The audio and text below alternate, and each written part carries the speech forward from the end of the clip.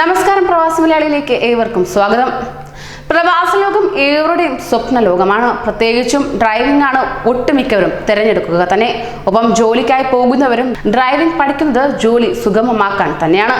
എന്നാൽ ഗൾഫ് രാഷ്ട്രങ്ങളിലെ ഏറ്റവും വലിയ കടമ്പ എന്നത് ഡ്രൈവിംഗ് പരിശീലനം തന്നെയാണ്. ഒത്തിരിയേറെ പൈസ ഇതിനായി തന്നെ ഒട്ടുമിക്കവരും ചിലവഴിക്കുന്നുണ്ട്.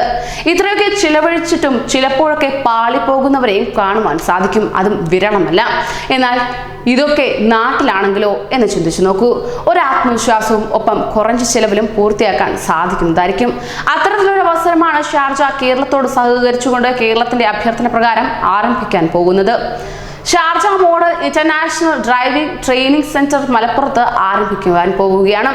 വേങ്ങരയിൽ ഇൻകലിന് കീഴിലുള്ള 25 ഏക്കർ സ്ഥലത്താണ് സെന്റർ സ്ഥാപിക്കുക.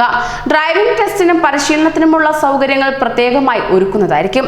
മോട്ടോർ വാഹന വകുപ്പിന് കീഴിലുള്ള institute of driving training and സെർച്ചിനായിരിക്കും നടത്തിപ്പ് ചുമതല. ഇന്ന് ചേംബറിൽ ചേർന്ന യോഗത്തിലാണ് തീരുമാനമായത്. ഷാർജയോട് കേരളം അഭ്യർത്ഥിച്ച നിർദ്ദേശങ്ങളിൽ ഒന്നായിരുന്നു ഇതെന്നാണ് ലഭ്യമാകുന്ന വിവരം. ഇവിടെ ഡ്രൈവിംഗ് ടെസ്റ്റ് പാസ്സായി ഗൾഫ് രാജ്യങ്ങളിൽ ജോലിയെടുക്കാനാകുന്നതാണ് ഈ സെന്ററിന്റെ ഏറ്റവും വലിയ പ്രത്യേകത.